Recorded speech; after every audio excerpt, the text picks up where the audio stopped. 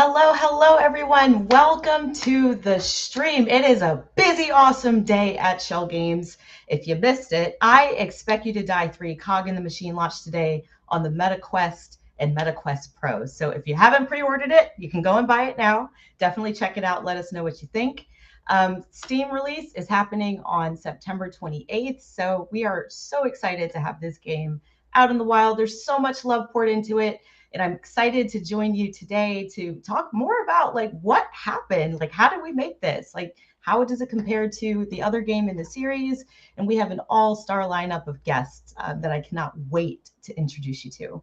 So to sell just a couple of announcements, some housekeeping, you know how we roll with the live stream. So to celebrate the launch of the game, a bunch of members from the Schell Games team will be headed to PAX West. So if you're going to be in Seattle Labor Day weekend, please stop by and check us out. We would love to see you. Also, we are premiering something a little new today just for our lovely live stream fans. I'm going to give you just a little sneak peek and we'll talk about this particular somebody a little later. But there you go. So coming soon. But another big announcement, right? So if you're looking at this on YouTube, you might see that the description, might be a little bit different. So we're pivoting away from Dinner with the Devs. We've had such an amazing time running the show under that name. And now I'm excited to introduce that we have rebranded the stream to Schell Games 360. So in addition to the new title, we're going to experiment with a new format. So we're taking a little bit of the talk show vibe and we're doing different segments throughout. So definitely let us know what you think. We'll be playing around with this for the next couple months. And still the same great content. It's not going anywhere. Still the same great people, just a little bit different on the delivery. So I want you to settle in, stay tuned. We have a bunch of great content ahead of us today.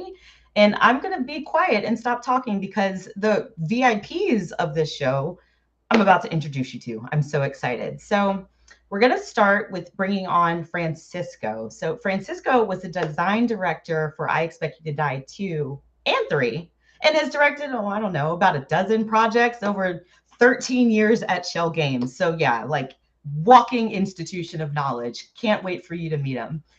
So including his experiences at Schell Games include puzzle games, museum experiences, educational games, and demos for emerging tech, and so much more. So please join me in welcoming Francisco to the show. Hello. Hey, Kat, how are you? Good. So glad you could join us today. Yeah. So we're gonna start by talking off, like just talking about the longevity of the I Expect You to Die. Like this is the third installment in the franchise over many years. So I feel like we could talk about this forever, but I have a couple of questions for you if you don't mind. So I'd love to start with Agent Phoenix. So players are again stepping into the role of Agent Phoenix in I Expect You to Die 3. And the series has certainly come a very long way since the first game was released in 2016.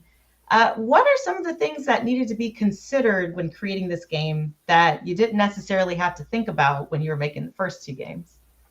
Oof, yeah. I guess first of all, I just want to say before we talk about considering for this game that we're all very excited here. This is an incredibly exciting day for the whole team, and I just thank you everyone who's watching this now, who will watch this later. Like this, you are why we make this game, and we love making it, and we love making it for ourselves. But ultimately, it's for all you to play. So we can make 3 because you all like it so much that you keep playing them and keep asking for more. And as we make these, we try to put a lot of really great ideas into the games, right? So when we're thinking about things for 3, it starts with like, what haven't we done in the first 2? What do we want to make sure we do in 3? And what do we think? Something we like to think a lot about is like the secret agent fantasy, right? Like we like making these a little more cinematic every time. We want you to feel like you're the star of your own secret agent movie. And so we go and reference, right, like movies, shows, other games, other like media about secret agents. Like, what can we put in that that we haven't done yet? And usually, where there's gold is when we go like, oh, that'd be really cool, but we can't do it for X or Y reason because it's too dangerous, because it's too risky, because people won't like it, or because like maybe the hardware won't allow us to do it. And then like the next day we come back and we're like, yeah, no, that's what we should do. So that's when you have gold in your hands, right? So again, we love making these. So there's no shortage of ideas. It all comes down to delivering that secret agent fantasy we know people want. No, that's amazing. Thank you so much. So, comparing some of the goals and considerations of the first two games, what were some goals that were unique to I Expect You to Die 3 in particular? Yeah, I have my own personal goals from how I like to play games and from how I things I thought would benefit, just like all of our games at Schell Games that I like to try with this game. A lot of it was a big push for accessibility features. So we're launching in a ton of languages from the get-go, and we've folded that into like I think we did a great job with kind of like retrofitting that into the first game, but we wanted to design it from the ground up for this game. So I'm already seeing some people who are playing it with accessibility features already turned on from the start, which to me is like that's how you know you got it right? Like I play games with subtitles always because like they help me understand the spoken language better. So a great accessibility feature for me is something that people will use even if they don't need it to play the game because it makes their experience better. They appreciate having it. So I think we did a really good job with that. And I always wanted to like kind of like turn on the heat a little bit on our set objectives. I love our souvenir system from the previous games, but I wanted more people to engage with them. So we did revamp that a little bit, right, to bring it a little more to the forefront. I think we have our like in terms of like the rewards you get from doing side objectives, we have the best things we've ever had. I won't talk too much about exactly what those things are, but like we went down the list of like, okay, what do people like to do in this game, and let's make sure that all those things are there. And we went a little farther, right? Like as a design director, it's tough to tweak the difficulty for our games, but something you can do with side objectives is put some of your hardest puzzles in there. So that's something we purposefully did. We have some puzzles that I'm really happy to see the community just tackle. I'm sure you guys will have no problem with them, but I think they'll be a little more of a brain teaser than other puzzles in the franchise. No, that's amazing. Thank you so much. And I want to lead into like first your gracious thank you to the community, because you're right, like there would not be an I Expect to Die 3 without them. But one of my favorite aspects of the community is like all the fan theories, right? And just I have never seen such an engaged community base before. So I know I have my personal favorites, but with this being a larger franchise, now you have 3 games worth of fan theories. So what are some of your favorite things that you've seen from the community around this game? Well, the franchise. I love seeing a lot of things. So first, like, we are in the Discord, so, we see you seeing us. When we put a trailer out, we want to know, like, how are people dissecting the trailer? We love seeing that stuff, seeing what people pick up on and what they don't pick up on. And we definitely do. We do kind of like want to keep a through line through the 3 games, right? So every time that something goes in the game that the community picks up on, that helps us kind of like know what they're paying attention. I love seeing all the like who is Zor videos. I got a huge kick. I don't know if anyone here remembers the Flanter incident, but like that was a huge moment for me, where like we released a screenshot for the second game. We released a screenshot of the tapes that were going to be the levels, and one of the tapes was a little covered, and people were trying to figure out like what was the word. And in retrospect, the word was very obvious, but in the moment, it was just like, is that an F? Is that an E? I don't know what that is. And so like we got a huge kick out of that. We will be watching also, I think, for some new things that we are letting revealing a little more about the agency as a whole in this game, for those of you who like to dig deep and pay attention to those things. So that's something we'll be looking into. So of course we're always looking at, like, are people noticing, what type of thing they're noticing. I love the videos that bring characters together from player theories of, like, oh, this character said this here, is it the same voice over here? That I always love seeing as well. No, that's an excellent. We definitely have a community full of sleuthing secret agents for real, Yeah. for real. So it's amazing. So knowing that this is the third game in the franchise, some naysayers are out there and they're like, oh, how is it different? Is it the same thing?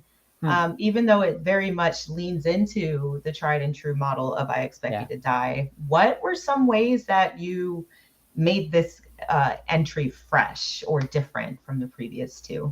Yeah, for sure. So one of the things we always think of our games is, like, it's kind of like danger tourism a little bit, right? It's like you get to first see some places you've never seen before, and you get to be in these super deadly, dangerous situations, that of course you hopefully you've never been, or you will never be in real life.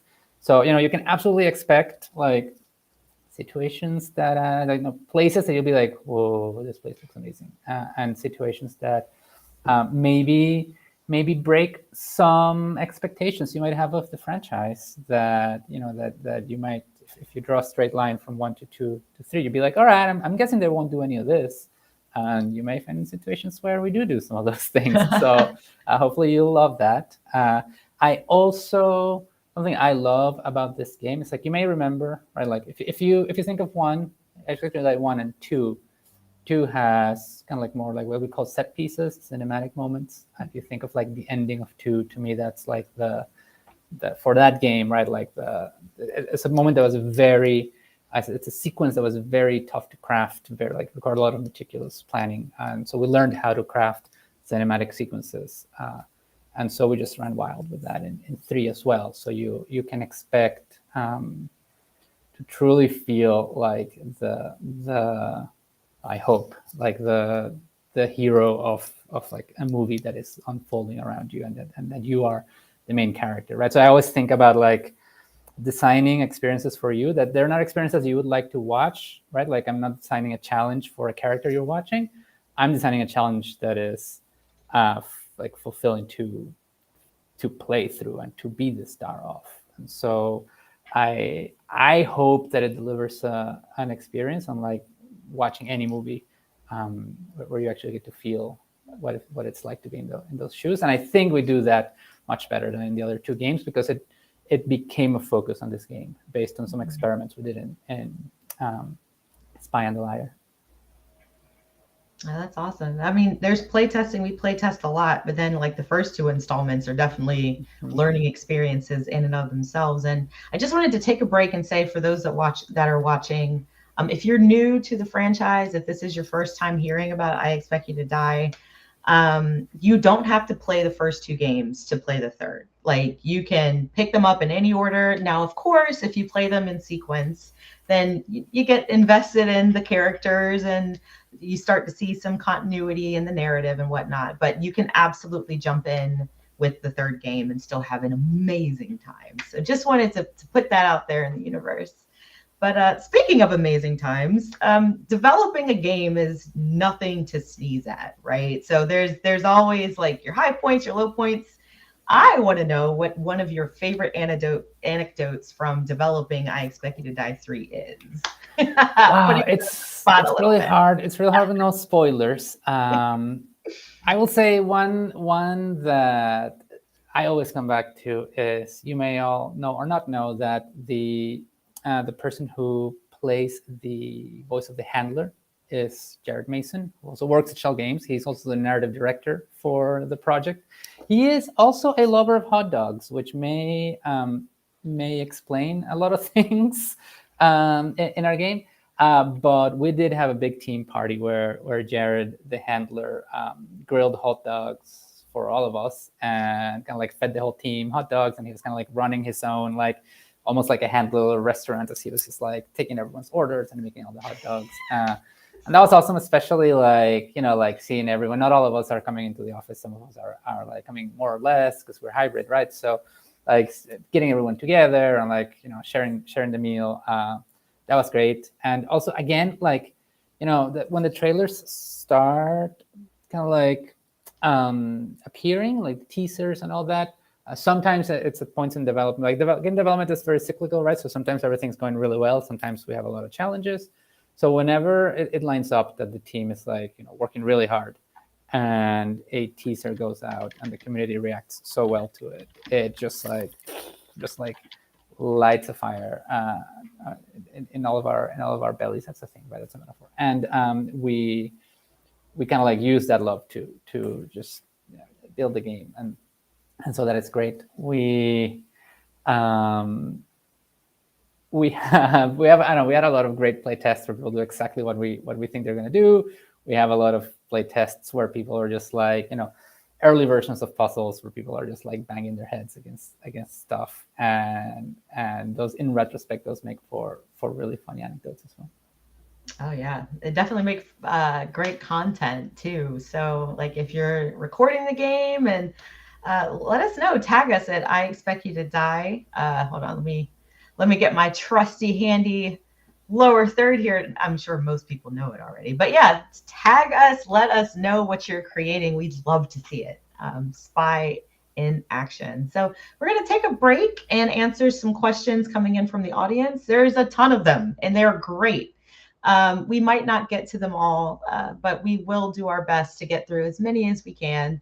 There will be some that we, of course, can't answer because it is classified and has not been released yet, but we will get through what we can. So first question, Agent Moore has a question about achievements. How on earth do y'all come up with the achievements for these games?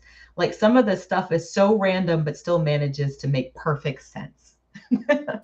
I love that question. So something we pay a lot of attention to is like what crazy stuff people try in play tests, right? So sometimes, right, like you'll see people try things that should make sense, like they make sense in their head, and you're like, oh, maybe we should allow for that. So we end up with some situations with some solutions for puzzles that are like, just like, I guess that makes sense to someone whose brain works like that, but most people would never think of it.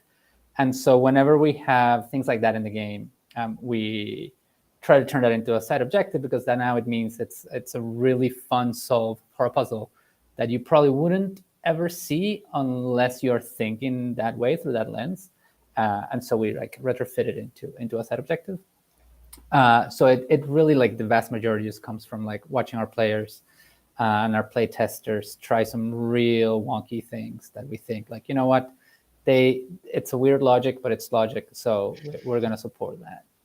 I love that. That is so fantastic. That makes me feel really cool, actually. Like knowing that that's the consideration that's put into achievements. I'm learning just as much as y'all are, who's watching. Like these live streams are so informative. I love them. If we have a little bit of time, take another audience question. A Cursed Hope asks, has a question about launch day. So right on time. Great question.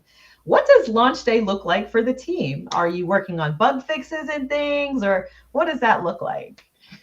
Hopefully no more bugs, and if there are bugs, you will tell us and we'll hopefully fix them in a patch. But no, we're all pumped. Like it is really like we're watching all the streamers play. We're like trying to read all the coverage. We are just like celebrating.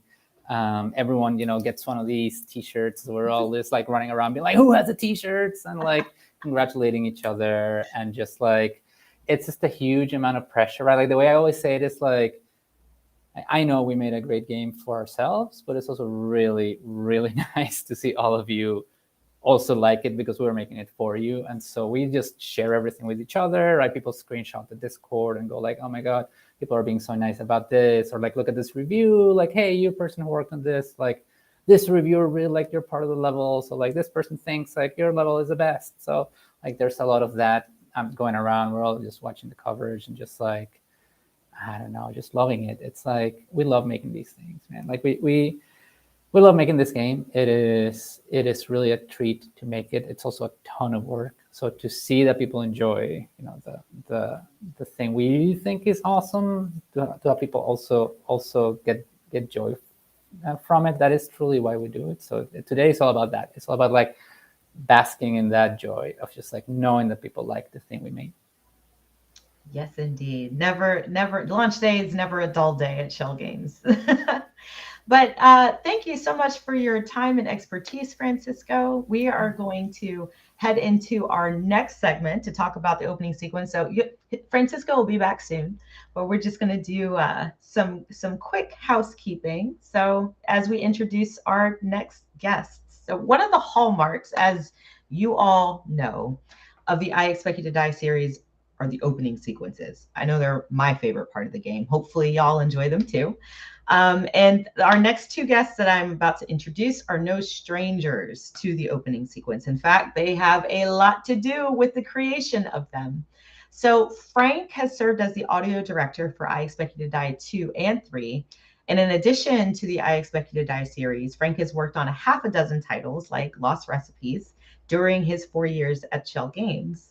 And the other side of that dynamic duo is Jeff, who is the visual effects artist for I Expect You to Die 2 and 3, as well as the lead for the game's intro sequence visuals. So Jeff has worked on visual effects and game trailers for a bunch of projects in his 7 years at Schell Games. So please join me in welcoming Frank and Jeff to the show. And Francisco's back too because it's a party. Why not? Welcome to the show. Like I know I'm biased, but all of the I Expect You to Die games have amazing opening credits. And as soon as I'm like, there's no way we could do better than the last one, I'm shocked again. They're just so great. So we already released the intro sequence in June, but before we get started, just to refresh the memories, especially as people are experiencing it for the first time, maybe in VR on the Quest, I'm going to roll tape and show these opening credits. I can never get enough of showing them. So please, I'm sorry, indulge me all. Here we go.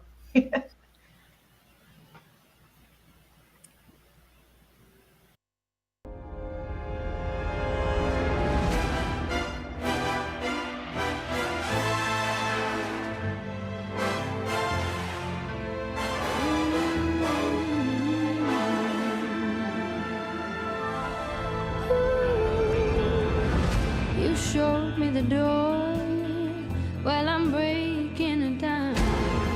Even you can ignore the new world that I found. Now I'm forging a fight, one I'm certain to win. All that's left is who's right and who pays for the sin. Oh, no backing down, no giving up, no more accepting just good enough.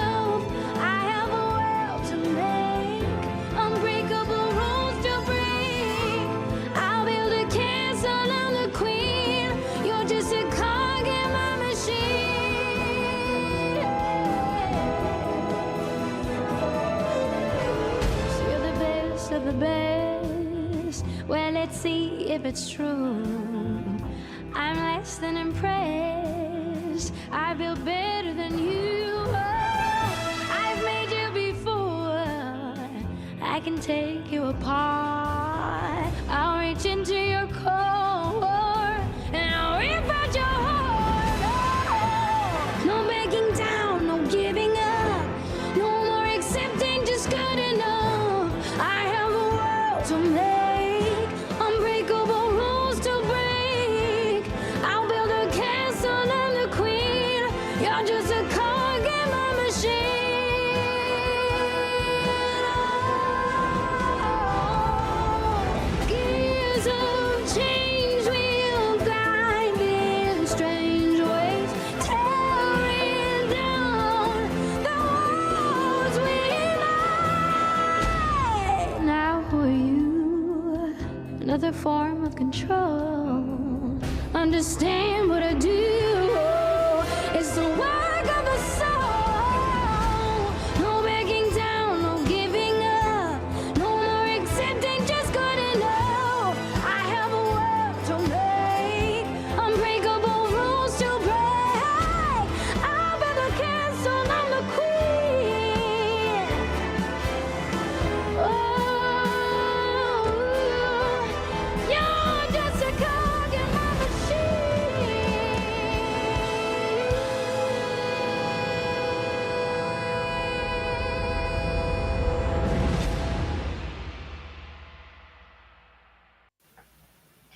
Yeah, goosebumps all the time.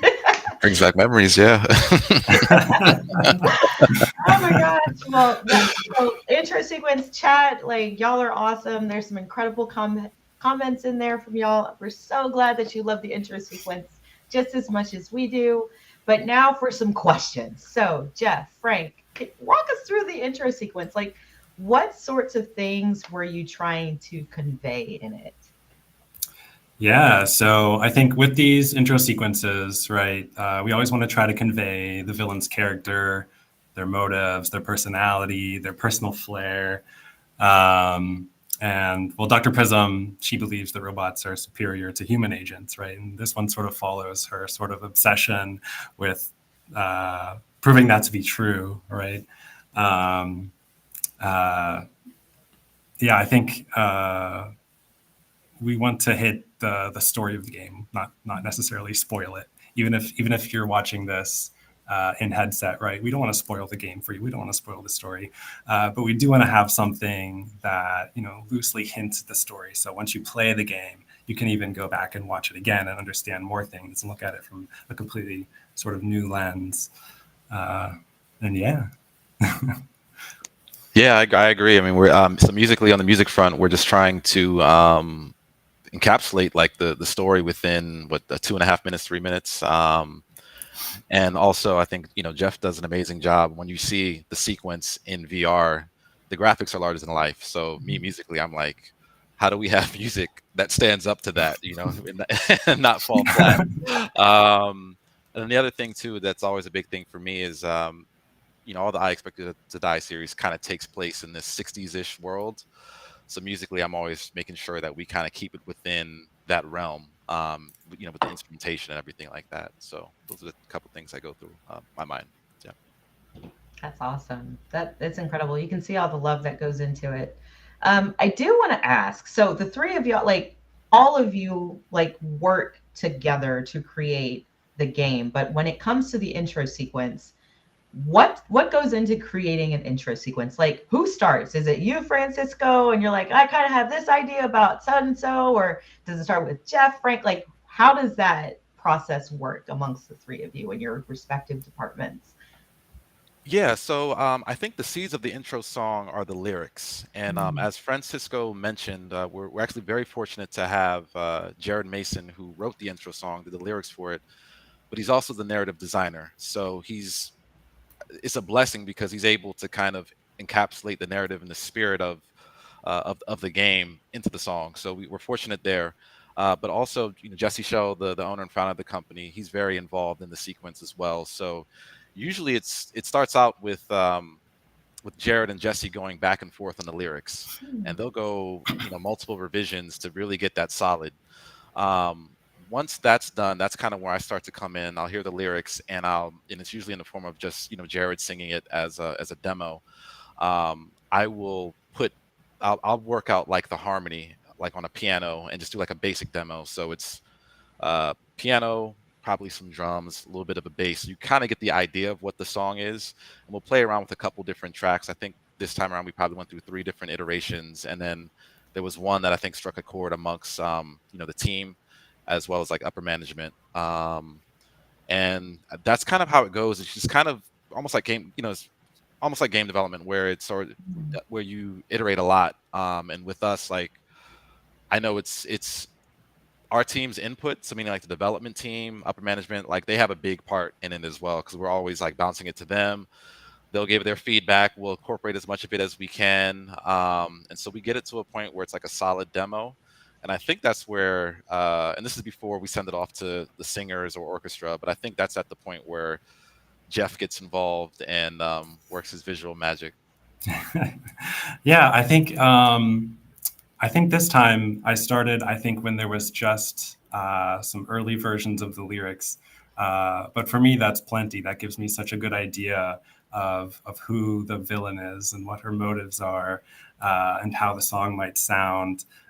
So that gives me a really good sort of ground to start working on, like the visuals, the color palette, brainstorming different possible scenes, right?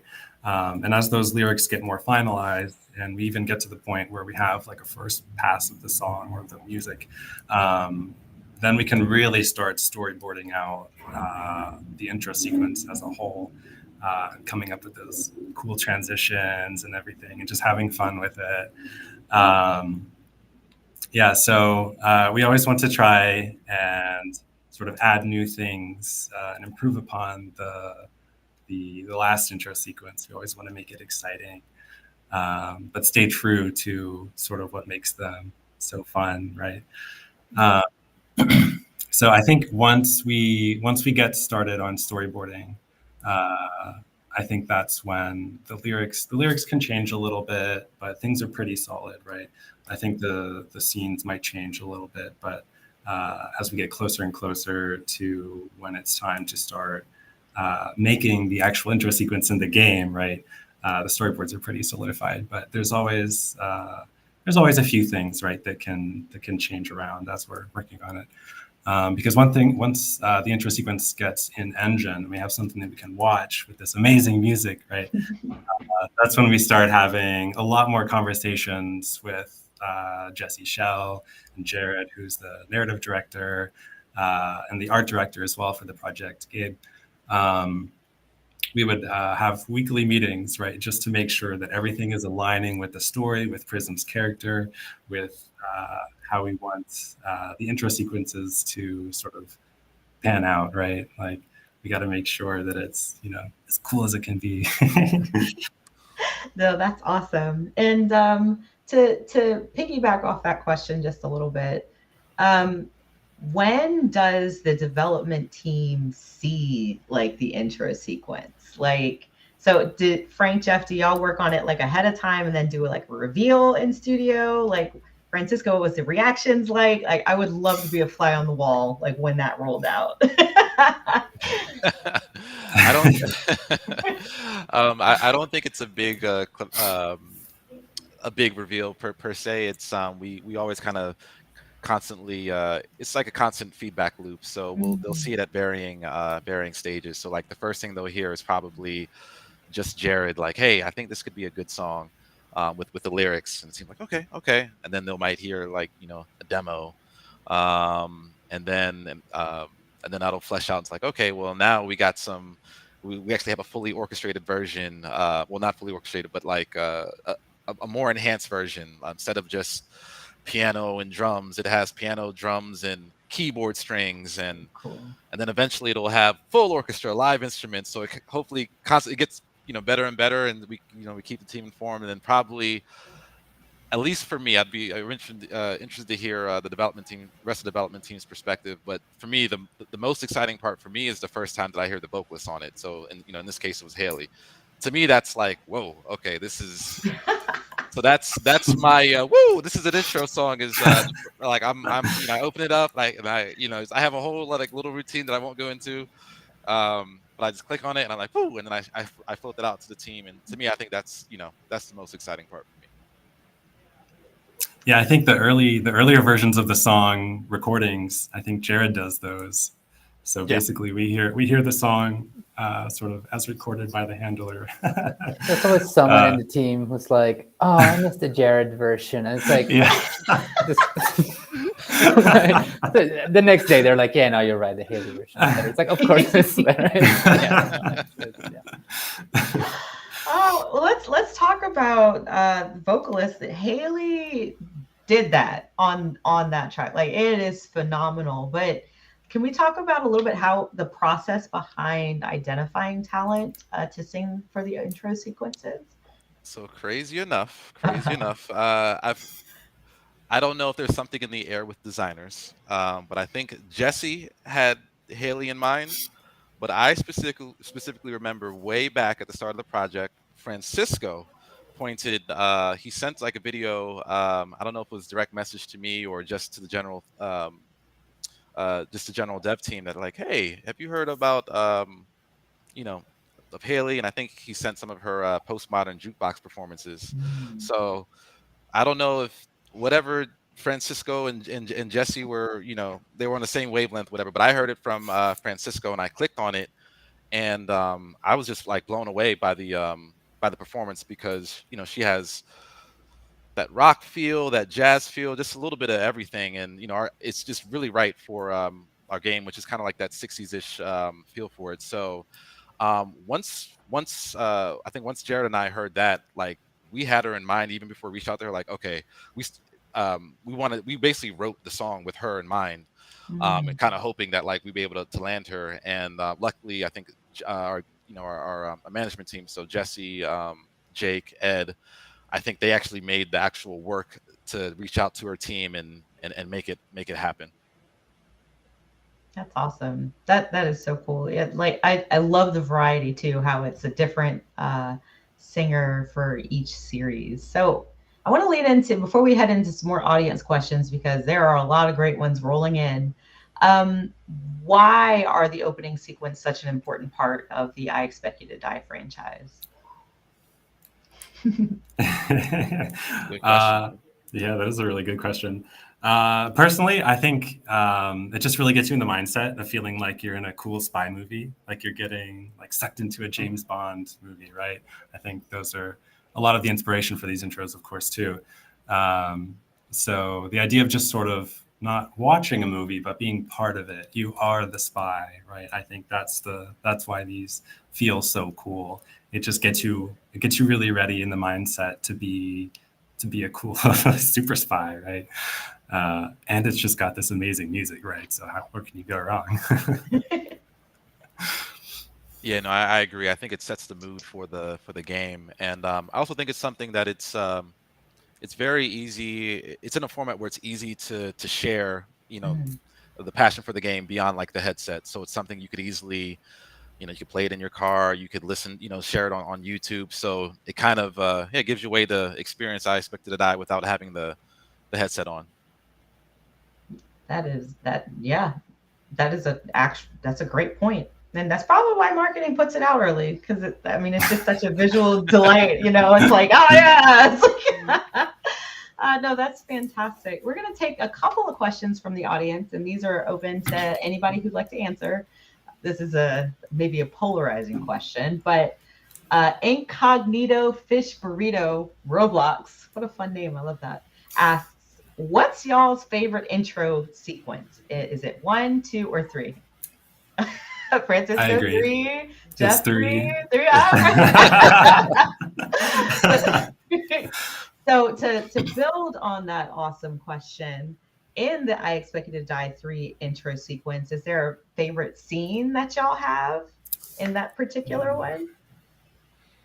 That's a tough question. Sorry, I put you on the spot. Go ahead, Jeff. I think I really love we call it the Gears of Change scene. And that's the scene with all the ticking gears and the sparks. And it's very red and just feels very rough and sort of menacing. And yeah, I always enjoy going through there. That scene. Yeah, that's a good one. I think I'm gonna go with the part where Haley sings and she wails it like "Rip Out Your Heart," and then you see like the little robot arms go into it. Yeah, that just comes together for me. Yeah, I love actually the end of it, like how Jeff sort of like builds the hub area from the games around the player with like Prism puts the last piece on top of you, like you feel so small and so like, oh, I am just in your dollhouse, aren't I? It's really nice thing. It's a really great VR feeling. But I also love just like how many like different ways Jeff builds in for just dying in the credits, right? Because like that's a big part of the game, it's a big part of the franchise, and like he always finds some like great ways, new ways. Just like we have to do it in the levels, right? Like just some like great ways to have you die in the credits as well. So it's important. Yeah. Set the stage for what's about to happen. I agree, Francisco. I love the ending. Like, there's something about the roof, and it's like, oh wow! Like, but outside of that, I'd say when Dr. Prism is working, and then all of a sudden the robots pop on, and they just come out like, it's like, oh boy, it's gonna be a great game. Oh, that's awesome! Yeah. Thank There's you. sorry, just one more. I just can't stop gushing about these. There's one part of the start for like those going in, like. So you can see this flat, right? And they're awesome on YouTube. But like once you go in and you experience them, at the start of the credits, as you go down, the camera goes down, and you look up at Prism, and she's just like slowly staring you down from the top, just like watching you die. It's really good as well. Like it's like details like that Jeff just like masterfully, like you can watch these like 20 times and still pick up some like little things. I love it. So, heading into some more audience questions, I love this one from Jeremiah Thompson, and the topic is excitement. Francisco, you talked about it a little bit, but would love to hear Frank and Jeff what you have to share. Are you guys excited for this game being out? Like, are we hype right now? Like, Oh yeah. Very hype. Of It's a little course we are. surreal. It's a little surreal, but very hype. Yes. like what goes through your head on launch day? Like, what does the morning look like right before a game launch? And this is open to any of y'all. Yeah. I think I'm just excited to see what people think of it. Right. I'm always hoping that people will like the things that we spent so much time on and put so much sort of care and love into making sure that this game is as cool as it can be. So we always hope that as many people as possible really, really enjoy it. And for me, that's always the intro sequence, especially because I think there's a lot of people who love the intro sequences, right? So I always want to make sure that we get those right too. Launch day for me, like before launch day, I'm probably like I'm usually thinking about the bugs that I didn't get to or things that I wanted to do at launch, which is not good. Launch day for me is a release, and it actually allows me to play the game and just kind of sit back and turn off my development brain and just kind of sit back and enjoy it. So that's what launch day is to me. And it's just like letting go, enjoy the experience, and have fun. So yeah. That's awesome. Thank you so much for sharing. I know launch day for me is definitely like watching reactions roll in. Like that's my favorite part. Like, and there's no, it's not about press and like content creators. It's just about folks who love the game and all of the interesting things that they pick up on and that I discover from like, oh wow, I never would have figured that out. And I work here. It's like, so that's awesome. We sticking with some audience questions just because we have a little extra time. Agent 2 has a development question. So did you do much brown boxing for this game? If so, how does brown boxing go for puzzles that are more complicated? Yeah, so deep cut brown boxing, I love it. Brown boxing was heavily used in the first game, and what we mean by brown boxing is in game development, usually you'll white box or gray box your levels first, kind of like just block them out with shapes, just to kind of get a sense for the space. Sean Patton, the design director for the first game, patented the brown boxing method, which is just pretty much using Amazon boxes to build the thing in real life, right? And like kind of like figure out your reach and all that. Honestly, we had to adapt during work from home, right? Like we started developing the previous game, I Expect You to Die 2, like late 2019, and the pandemic started, and like all hope for brown boxing sort of went out the window. So we also at the same time we have developers in this game that and in this team that can like block out environments in VR like just incredibly fast. It makes no sense how fast the artists and the designers are. They can just like borrow things from other levels, from other like from the second game, from the first game, throw it in there, see how it feels. And so we sort of ended up erring on that side of things, especially as the levels. Something you might notice in this game is like there's like the levels are just like so still as like interactively dense. It's kind of we like to talk about like density of interaction, like how many things there are to do in the space.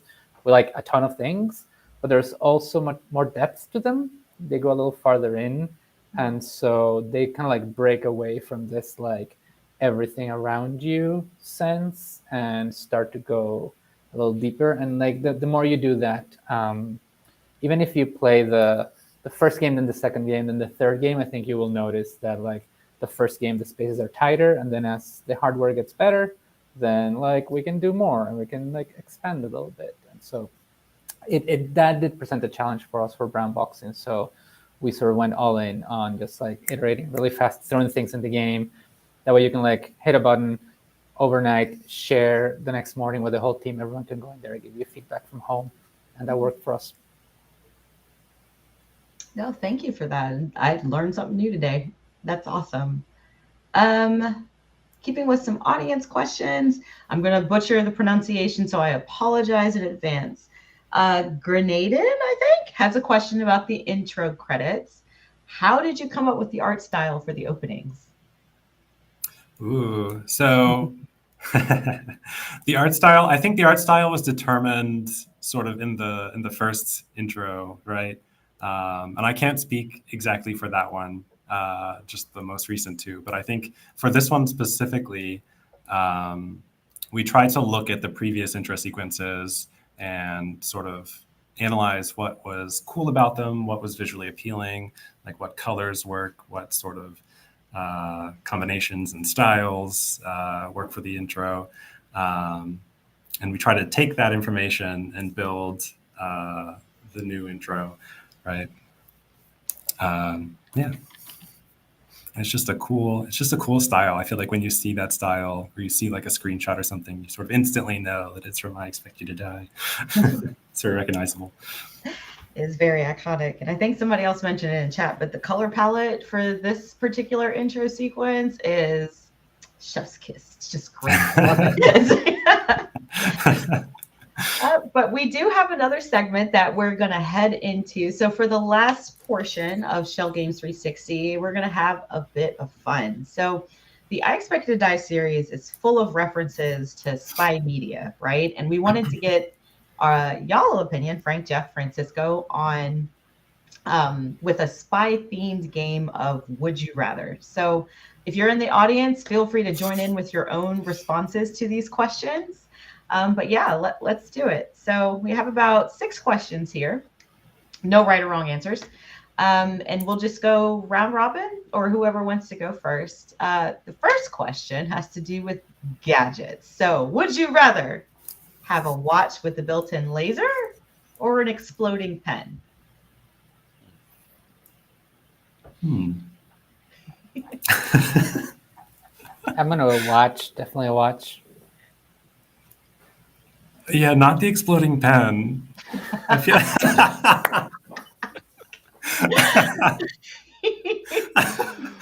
just specifically not that one. Anything but the exploding pen. Frank, but the laser, I think if the laser, oh gosh, if the laser cuts through things, I feel like you could get in anywhere, right?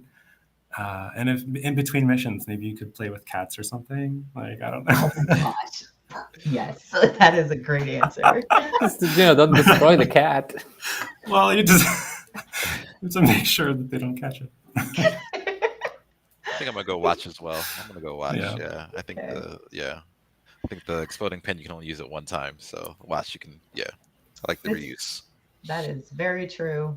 And then if you're like me, my pens always explode and there's ink everywhere. So I mean, definitely don't want that. So awesome. So watch it is, and it looks like that is the popular vote with chat as well. Laser watch. Awesome, awesome. All right. So next question. Would you rather be a master of disguise or an expert at self-defense?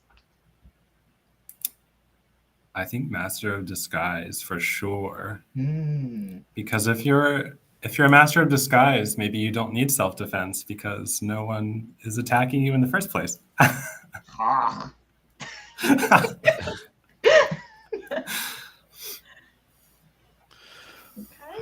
I'll go with the self-defense just because, at least from the movies, it looks kind of cool, and that's my spy fantasy. So self-defense for me. Yeah, I'm pretty non-confrontational. Plus, I bet master of disguise means you get a great wardrobe as well. So I'm gonna go with that one.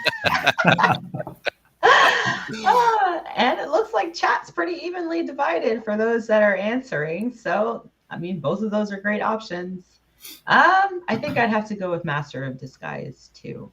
Like, I don't, self-defense really isn't my thing, but Alrighty, so next question.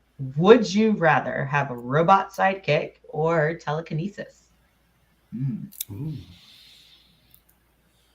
Hmm. I'm gonna give back the watch, and I'm gonna get both of those.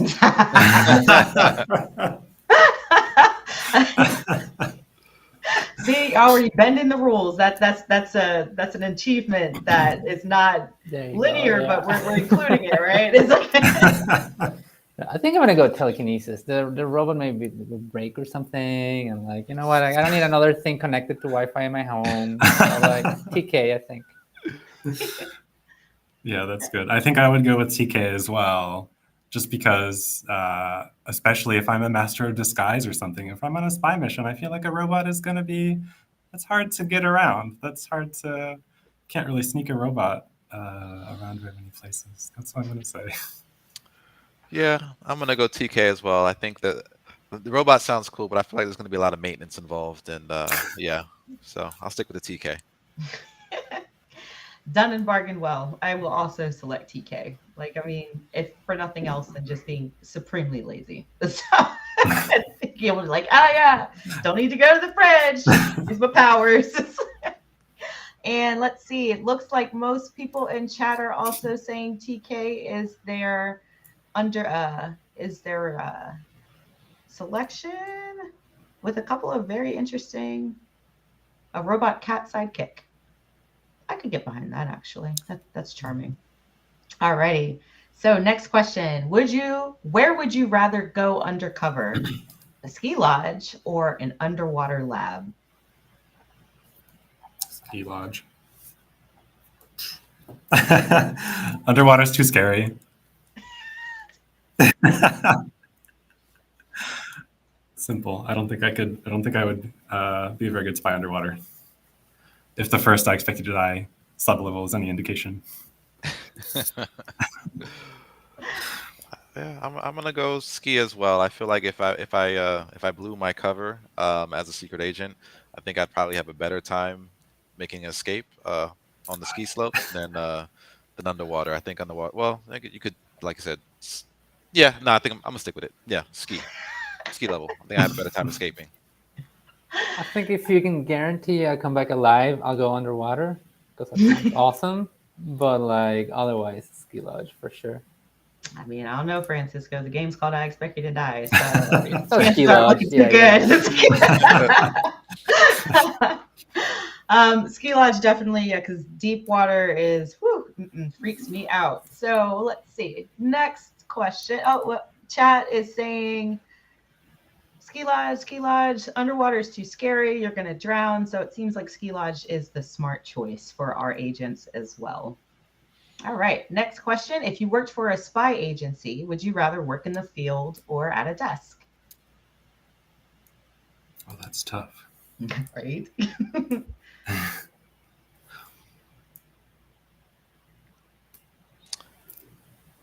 I think I go desk.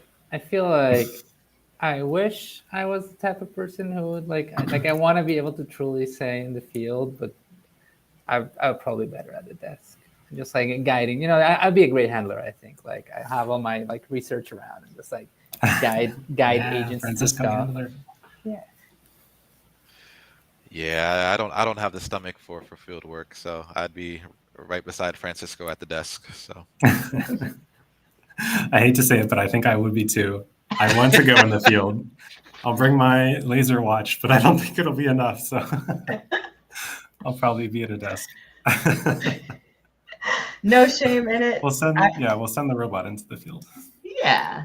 See, that's a smart choice. I think I'd also be a desk person. I could be the handler and be like, go forth and be great while I'm safe and sound, but you're not. I'm so sorry. That definitely be my thing. I And we love have that. oh, Sorry, I was gonna say I love that our spy fantasy is like at a lodge, sitting on a desk, getting potato chips with telekinesis, just like sort of chilling and just guys. It's like I'm okay. oh, that is so great. Looking at chat, it looks like most people would choose the desk as well. With a couple of brave souls like Jeremiah, I love action baby, who would definitely be out in the field. So Awesome, awesome. We are almost out of time, but I do want to take a couple more audience questions, the ones that we are permitted to answer that are not classified as of yet. So, a question about from Flynn's a Fool about characters. Who's your favorite villain in across the franchise?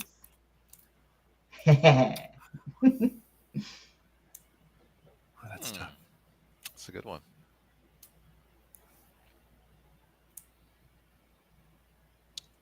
I don't know. Dr. Prism's pretty cool. They're all cool, but oh, Yeah, it's a tough question. I'll go with Fabricator, just because Fabricator is just so over the top. Yeah, I'm gonna go with Fabricator. Okay. Awesome, awesome. And oh, I'm going to mess up this name too. Blanket Fort, I believe. What is y'all's favorite mission across any game? hmm. I sometimes say choosing a favorite mission is a little bit like choosing a favorite child. Yeah. Because like they all, I don't know, they all have so many great things. It depends on the day you ask me. And today I'm feeling like I'm not gonna go into the new into the new game because I don't want to spoil anything. So from the first and second game, I think the wine cellar in the second game is a really special mission. It just has so many cool hidden things in it that just like you can get Juniper to say some real funny things in that level, and it just like just yeah, it warms my heart every time. See, the wine that was actually the first level that I worked on. So that the wine cellar, so that holds a special place in my heart. Oh, I'll stick to 1 and 2 as well. I'm gonna go with the shop level in the second game. I really love like the entrance to it. Uh, I think we experimented with like locomotion and everything like that. It was just a cool level. I think yeah, sticking to the first two for now. I think my favorite is definitely the movie set level in the second game. I think it's just such a fun storytelling moment to live through, sort of finding out the big twist. Uh, it's just super fun. That's awesome. And yeah, like chat, y'all are amazing. Like we're getting everybody's favorites dropped in. So car, stage fright, jet set, the lodge, so many great secret agents out there that have definitely done their due diligence when it comes to the I Expect You to Die franchise. So, unfortunately, I hate this part because I feel like we could talk for another hour because there's just so much to go over, but we are at time. So, thank you to everybody who spent a portion of their afternoon, possibly morning, possibly evening, depending on where you're tuning in from, and hanging out with us today. We hope you're having a blast with the game or that you will be shortly. And of course, if you want to keep the conversation going, head over to Discord. The devs are there. A whole bunch of other secret agents across the globe are there. So it's a great place to join and receive the latest intel from HQ. Big shout out to all the folks behind the scenes supporting this stream. So Shell Games Marketing, what, my people. Thank you so much for all of your work in putting this together. And stay informed. So I'm going to throw a whole bunch of information at y'all real quick. So hang with me for a second. We're going to stick with this same live stream format, Shell Games 360, into September. So please let us know what you think of this and the next one. We love your feedback.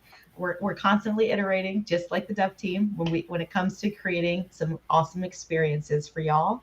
Already said that we would be at PAX West. We are booth 2039. So come holla at your people. We would love to see you. We have a lot of fun things planned for our secret agents that can attend there. And we'll capture some highlights for those that can't make it because traveling is expensive now. And if you are at PAX, we do have a whole suite of really cool promo items, one of which is because we love food, stress reliever hot dog. Yeah, there we go. It got the relish and the mustard. Sorry for all y'all ketchup fans. Apparently, this is a very specific kind of hot dog. But yeah, those will be available at the PAX booth. So if you're there, stop by. We definitely have some cool stuff to hand out. If you were with us at the beginning of the show, we teased something that is coming soon. I'm going to show the image again. We're launching this in just a couple weeks, so stay tuned on social for the announcement. But Jeff, would you mind? Drum roll, please. Bear Archer! We are rolling out a plushie, y'all, in partnership with Makeshift. They are absolutely amazing. So definitely keep an eye out on Twitter. We will be sharing some more information about how you can snag your very own hot dog eating Bear Archer to keep you safe and secure, or not. We're not sure yet.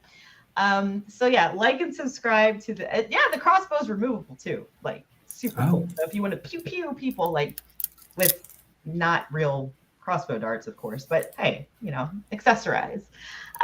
So like and subscribe to the YouTube channel so you don't miss Schell Games 360 or any of the other swanky announcements that we'll be rolling out. And subscribe to our newsletters for some insider information about the franchise. Of course, head over to the Discord for the Schell Games Discord and the I Expect You to Die Discord so that you can chat with other players and share conspiracy theories, or like, I died again today, but I'm back. I'm Agent Phoenix after all. So before we sign off, I did want to open the floor to our esteemed guests.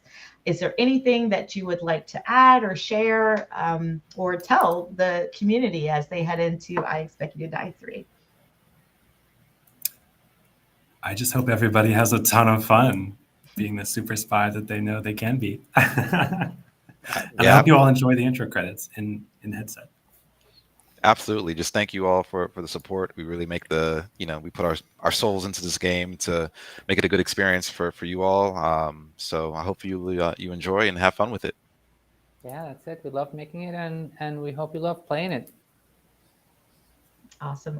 Y'all have been a wonderful, wonderful audience. Thank you so much for your support. We would not be here without you.